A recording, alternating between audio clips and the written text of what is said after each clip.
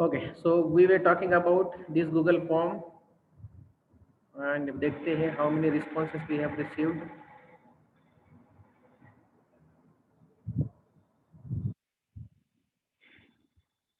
So it's only 14, Yes, sir. right? So only 14 responses, but we cannot go ahead with this 14 responses, right? We need at least 200, 300, 400, more than 300, 400 चाहिए तभी मजा आएगा analysis करने में. And for example, if you analyze the data, with you do a data analysis manually for this 14 respondents, then it will be fine. But 14 respondents opinion, उसमें से 6-7 तो आप लोग ही दिख रहे हो सभी, right?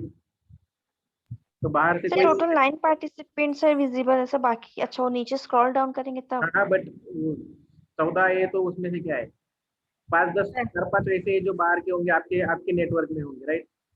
Yes, sir. This is not sufficient information, but look at the Google Analytics now, how it has started working. Yes, sir. It's showing you the percentage by default. Automatically, it's showing you all the details. So, amongst the responses you have given, there are 64.3% who are in rural area. I don't know now how it is possible. Really, are you all belongs to rural area? Most of you? No sir. Sir, sir, मेरे से related बहुत सारे लोग rural area से हैं. Okay, so the maximum people you are from rural area, right? Yes, sir. Yes. Fine, fine, कोई बात नहीं, वो बैलेंस हो जाता है. But it doesn't matter. मैं just observation बोल रहा हूँ कि ऐसे कैसे हो सकता है, right? So if you talk about gender, ये तो almost 50-50 है, 60-40, 55-45, fine. Then सब लोग 18 to 45 है, yes sir. right?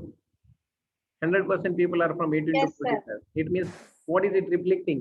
It's reflecting that we are not targeting the right set of audiences. Sampling गलत हो रहा है, एक ही ग्रुप को बात कर रहे हो आप, isn't it? So But sir, जो बंदे कौन मिलेगा? सर अब 60 इयर्स तो कोई फोन ही नहीं यूज करेगा इससे, कौन स्मार्टफोन. हाँ, वो भी प्रॉब्लम हो सकता है कि वो स्मार्टफोन नहीं करेंगे तो सोशल मीडिया नहीं करेंगे, वो सब करेंगे तो गूगल फॉर्म नहीं आएगा उनको यूज करना. Yes, sir. राइट? तो कैसे करें? Few responses we need from this particular category, right? Sir इसके लिए आप कर सकते हैं, आप सर्कुलेट कीजिए. आपके क्या- जितने फ्रेंड्स होंगे, आपके जितने फ्रेंड्स होंगे वो होंगे ना 45 से 60 के बीच. करेंगे. We see, you all can get the responses in this category, 46 to 60 and 60 to above 60 years, right?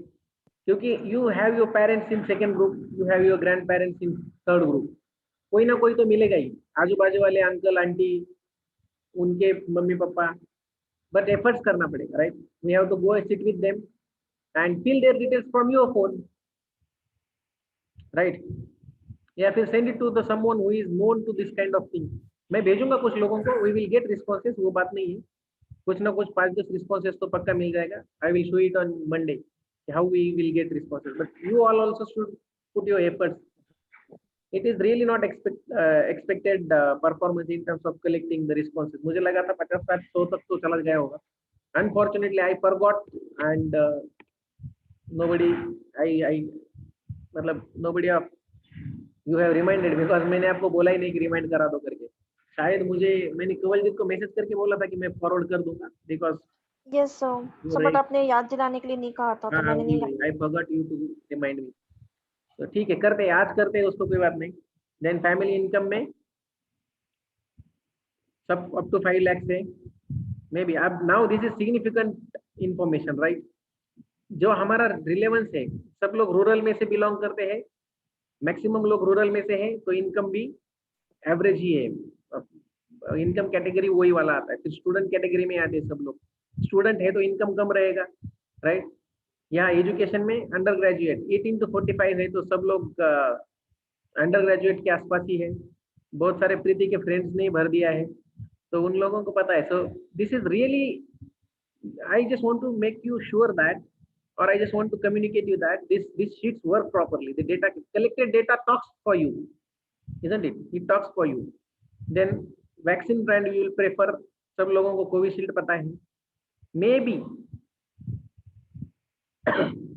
because rest of the brands इतने पॉपुलर नहीं है, नाम ही पता नहीं. कोविशील्ड फेमस हो गया है. So here we are getting analysis of that kind. So ये सब चीजों का आपको एनालिसिस उसमें दिख जाएगा, राइट. बट ये सब ग्राफ देखना और ग्राफ को इंटरप्रेट करना हमारा टारगेट नहीं है. हमारा टारगेट है हाइपोथेसिस टेस्टिंग करना, राइट. हमारा टारगेट है T test, Z test, F test करना, राइट. सो वो that we will do. So I will like stop this particular thing and we'll discuss about your syllabus. कहाँ पे है आपका syllabus? I mean do you have, किसी ने देखा है क्या क्या क्या है आपके बुक? Yes sir. चलो एक बार कंपेयर कर लेते हैं. PGDM same 2 syllabus second same TT. देखते कौन सा पॉइंट डिस्कशन का बाकी है. मैं I have come up into this particular session with the mindset of discussing this data sheet only. मैं तो डेटा शीट प्लान करके आया था कि हम उसको ही देखेंगे डेटा कितना आया है, बट वो आया ही नहीं है. पहले तो गलत क्लास में चला गया मैं. पीजीडीएम में क्लास है ये मेरे दिमाग में ही नहीं था. अगर मेरे सुबह से दिमाग में था पीजीडीएम में क्लास है तो मैं ये डेटा का भी कुछ कर लिया होता. हमने 50-60 रिस्पॉन्सेस कम से कम लिया होता, बट वहाँ पे गड़बड़ हो गई. एंड चलो fine. I think that's open now.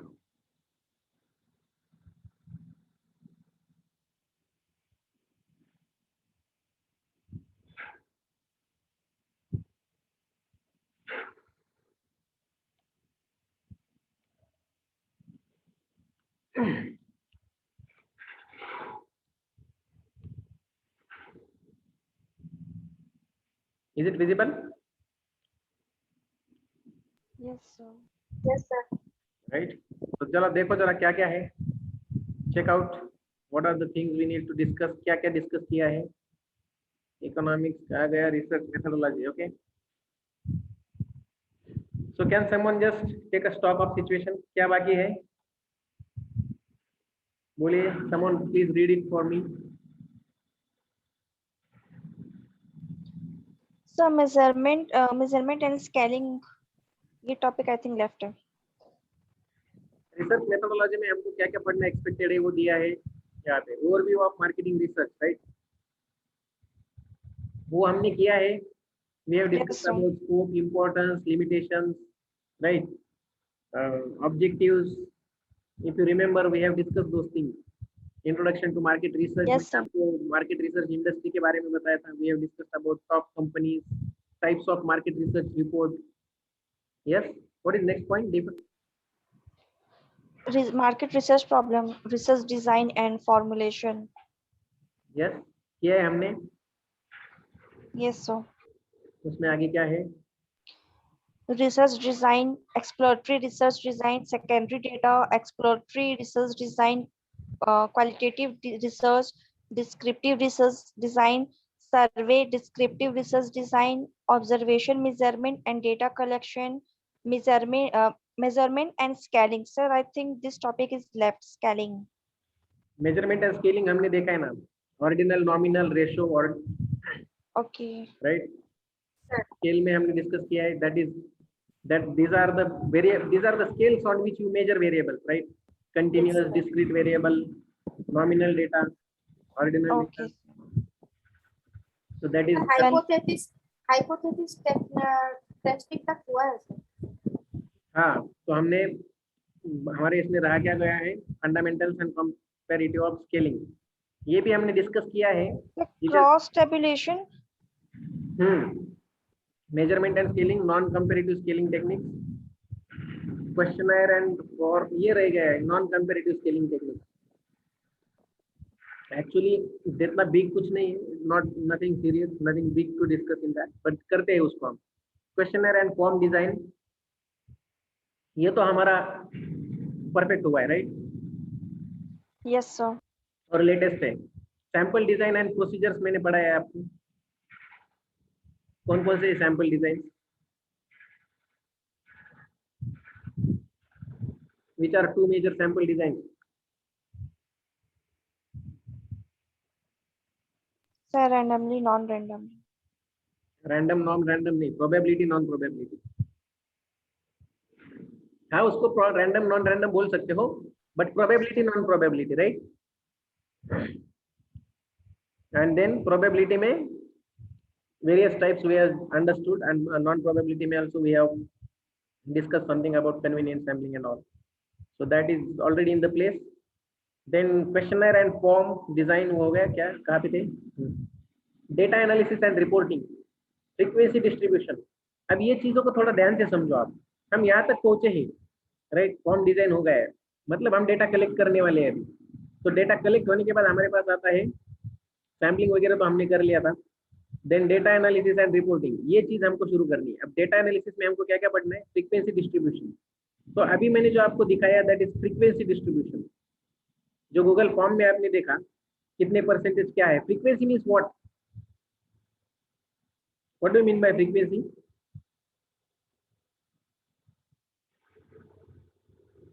Frequency क्या है? So number of times an event is happening. हाँ, perfect. Number of times some particular event is happening. So number of times, how many number of times the responses have chosen the alternative of the options for particular question. किसी variable के बारे में respondents ने कितनी बार वो option select किया है, उसको फ्रीक्वेंसी बोला जाएगा। समझ में आ रहा है? मैं आपको स्क्रीन दिखाऊं क्या? Yes sir.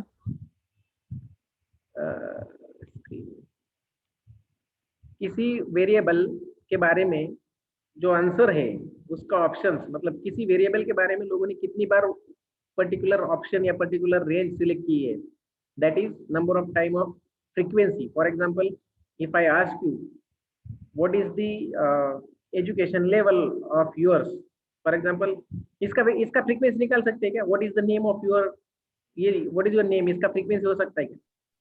No sir. क्योंकि वो एक ही बार नाम बताने वाला है, इसमें कोई ऑप्शन ही नहीं है। फ्रीक्वेंसी डिस्ट्रीब्यूशन इसका नहीं होगा, राइट? तो कोई भी ओपन एंडेड क्वेश्चन का फ्रीक्वेंसी नहीं निकाल सकते हो आप। Now here can you check what is the frequency of this particular event, this particular variable in occurrence in data set. Data set में ये कितनी बार आ रहा है, ये हम चेक कर सकते हैं कि नहीं, राइट? सो द प्लेस के बारे में कितने लोगों ने रूरल बोला है, कितने लोगों ने अर्बन बोला है, that frequency we can definitely check, right? So the frequency distribution is applicable for all the groupings of data. कौन से स्केल पे एप्लीकेबल होगा ये? ग्रुपिंग ऑफ डेटा, जिसमें आप मल्टीपल चॉइस ऑप्शंस देते हो, जिसमें आप स्केल नॉमिनल यूज करते हो, right? All the nominal scale data.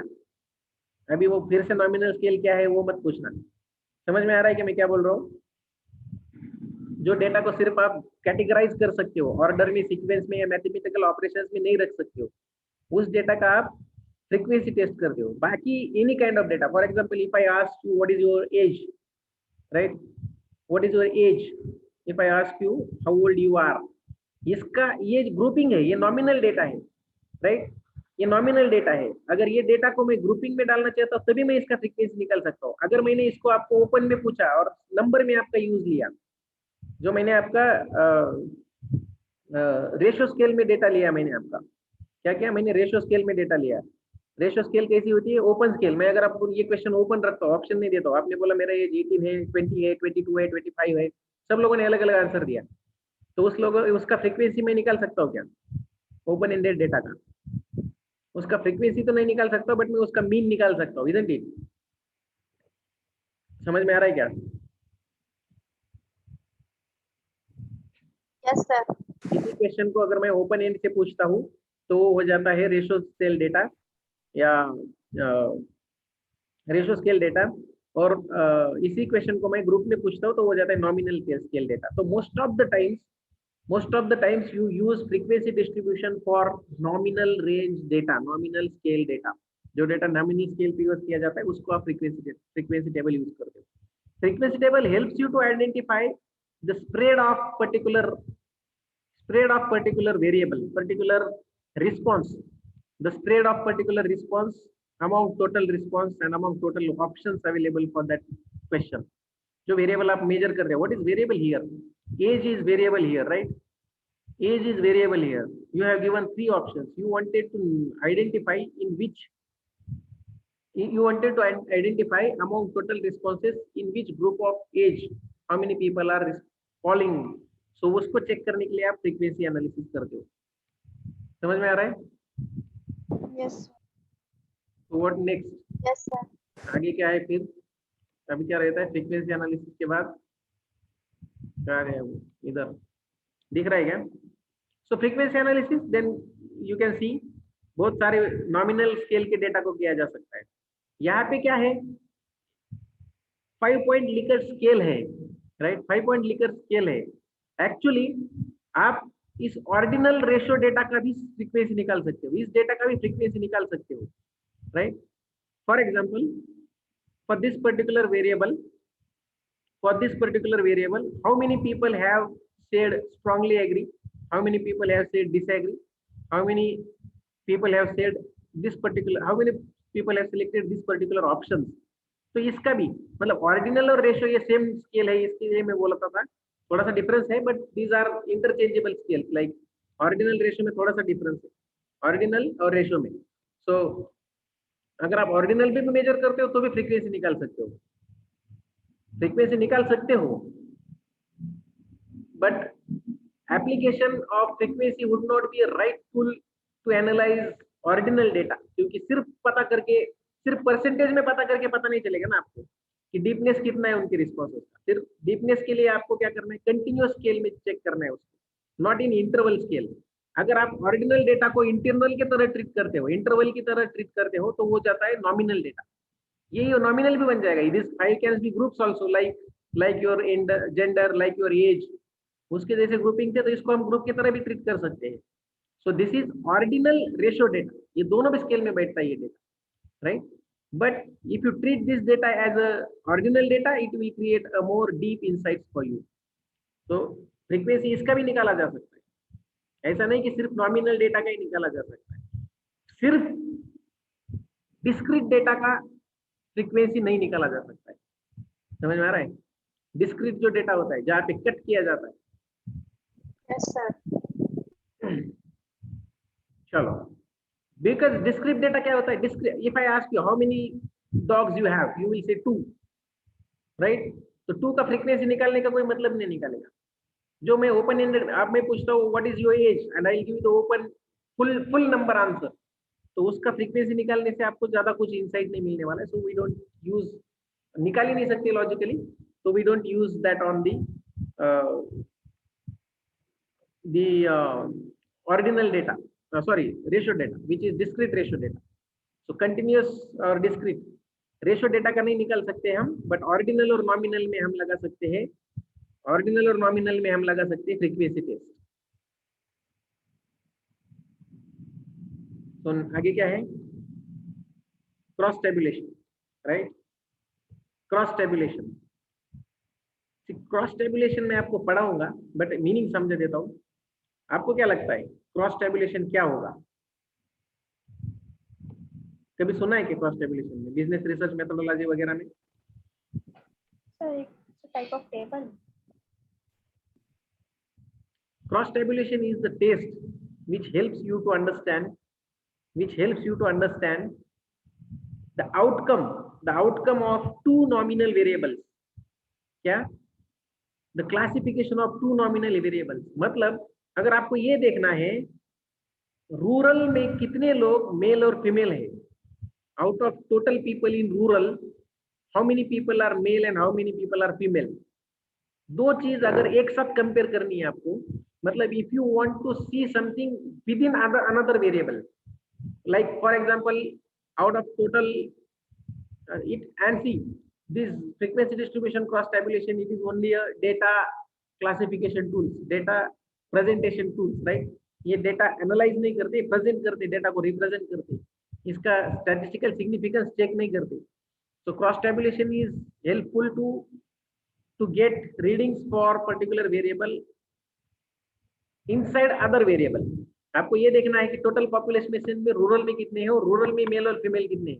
ये तीन चीजें एक साथ अगर आपको रिप्रेजेंट करनी तो आपके लिए क्रॉस टेबुलेशन काम में आ जाएगा। So it is again a data representation tool which helps you to helps you to compare the frequencies of 2 to 3 variables simultaneously.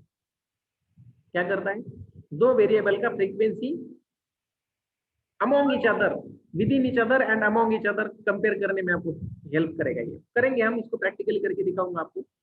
Then hypothesis testing, we have discussed about this. This is something interesting, analysis of variance and covariance. So we have to understand what is variance and what is covariance. For that we need to get into statistical. I think you have learned this in previous semester. मैं भी समझने वाला हूँ आपको, मैं इसका theoretical background में आपको समझाऊंगा, फिर इसको हम statistical tool के हिसाब से चेक करेंगे using the SPSS software, right? So analysis of variances and covariances, correlation regression, ये दो चीजें बहुत ही interesting है, and these two are the statistical tests which will be useful for data analysis. So अभी मुझे लगता है सिर्फ डेटा एनालिसिस का पार्ट ही बाकी है। मैं अगर ये सब चीजें आपको करके दिखाऊंगा, and then it comes about report preparation and report presentation, right? तो आपके सब्जेक्ट में ज्यादा कुछ बचा नहीं है except analysis and presentation part. One more thing I would like to tell you all is about literature review guys, right? Literature review ये बहुत इंटरेस्टिंग टॉपिक है, इसके ऊपर मैं एक सेशन लूंगा। लिटरेचर रिव्यू का methods, styles, presentations, because literature review मैंने हम मिस कर गए, पहले ही पढ़ाना चाहिए था, बट कोई बात नहीं, अभी समझा दूंगा मैं आपको लिटरेचर रिव्यू क्या होगा, कैसे होगा, एंड एक क्लास लेके उसमें हम स्टार्ट करेंगे। सो एनालिसिस पार्ट बचा है, so we need to go for data